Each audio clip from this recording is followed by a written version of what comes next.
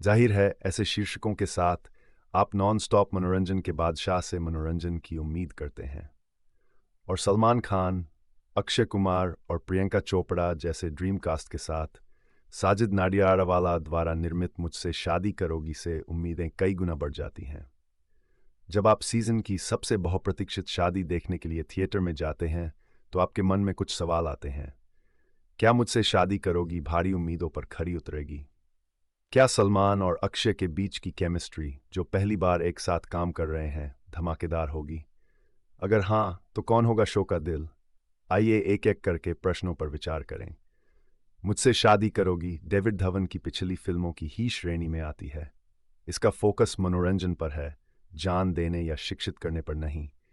जहां तर्क पीछे छूट जाता है और सिर्फ 2.5 घंटे का शुद्ध, मिलावट रहित मनोरंजन ही मायने रखता है। इस लिहाज से मुझसे शादी करोगी बेहतरीन है। इस फिल्म को देखने से पहले अपने विचारों को घर पर ही छोड़ दें और आप इस मज़ेदार सफ़र का और भी ज़्यादा मज़ा लेंगे। डेविड धवन की पिछली फिल्मों में संजय दत्त और गोविंदा के बीच स्क्रीन केमिस्ट्री बेहतरीन थी, और इस बार मुझसे शादी करोगी में भी दोनों की दोस्ती कमाल की है। वास्तव में, अगर दोनों कलाकार एक दूसरे की तारीफ नहीं करते तो यह फिल्म औंधे मुंह गिर जाती। दोनों में से कौन बेहतर है, ये नीचे कुछ पैराग्राफों में पढ़िए। जब समीर सलमान खानी प्रियंका चोपड़ा के प्यार में पागल हो जाता है तो उसे पता नहीं होता कि उसकी खुशियां जल्द ही बर्बाद हो जाएंगी, और अपराधी कोई और नहीं बल्कि सनी अक्षय कुमार है, जिसके साथ समीर अपना कमरा साझा करता है और जो रानी के आकर्षण में फंस गया है। दोनों रोमियो अपनी प्रेमिका को पाने के लिए हर संभव प्रयास करते हैं। किस्मत से समीर जो भी सही करने की कोशिश करता है वह पूरी तरह से गलत हो जाता है, जबकि सनी विजयी होती है। इस उत्पात को और बढ़ाने वाले हैं रानी के अनुशासन प्रिय सेना अधिकारी पिता और समीर के ज्योतिषी मित्र मुझसे शादी करोगी। डेविड धवन की अनिल गोविंदा अभिनीत फिल्म दीवाना मस्ताना की ही शैली में आती है। वन अपमैनशिप का खेल, जो उस फिल्म का आधार था, बिल्कुल मुझसे शादी करोगी का भी सार है। मुझसे शादी करोगी में कई मज़ेदार पल हैं।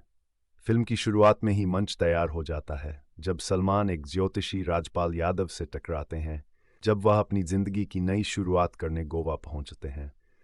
लेकिन फिल्म असल में तब आगे बढ़ती है जब अक्षय घर में पहुंचते हैं और सलमान के साथ कमरा शेयर करना शुरू करें। दरअसल कहानी में अक्षय का आना सिर्फ बातों को और बढ़ा देता है, और उसके बाद दोनों अभिनेताओं के बीच जो चूहे बिल्ली का खेल चलता है वह वाकई बहुत मज़ेदार है। अमरीश पुरी के साथ दो रोमियो की बातचीत विशेष रूप से उद्यम के उच्च बिंदुओं में से एक है, और सलमान को मात देने के लिए अक्षय द्वारा अपनाई गई रणनीतियां मूर्खतापूर्ण लग सकती हैं, लेकिन फिर भी मनोरंजक हैं।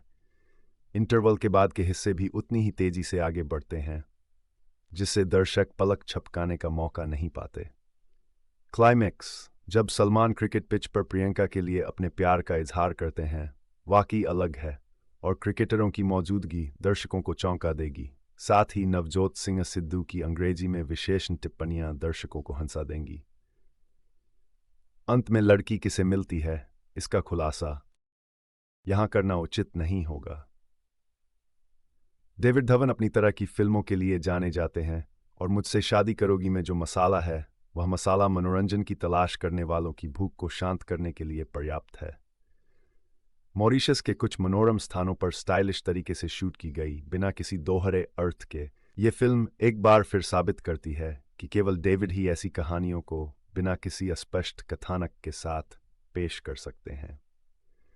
फिल्म में बहुत ही युवा उन्मुख भावना है जो शुरुआती रीलों में बेवॉच जैसे हिस्सों, समुद्र तट पर प्रमुख शव से शुरू होती है, जो आज के समय में आकर्षक है। अनीस बज़मी की स्क्रिप्ट काल्पनिक पलायनवादी सिनेमा का एक बेहतरीन उदाहरण है।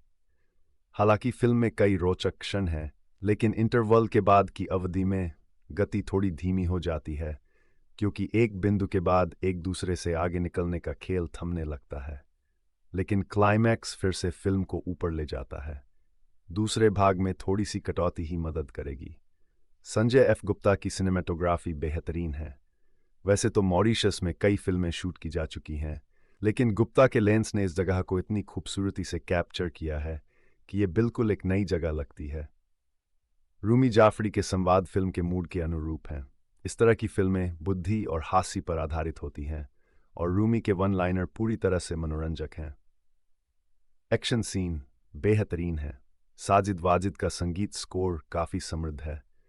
रब करे, जीने के हैं 4 दिन, लाल दुपट्टा और टाइटल ट्रैक बेहतरीन है और हर ट्रैक की कोरियोग्राफी खास अंक की हकदार है।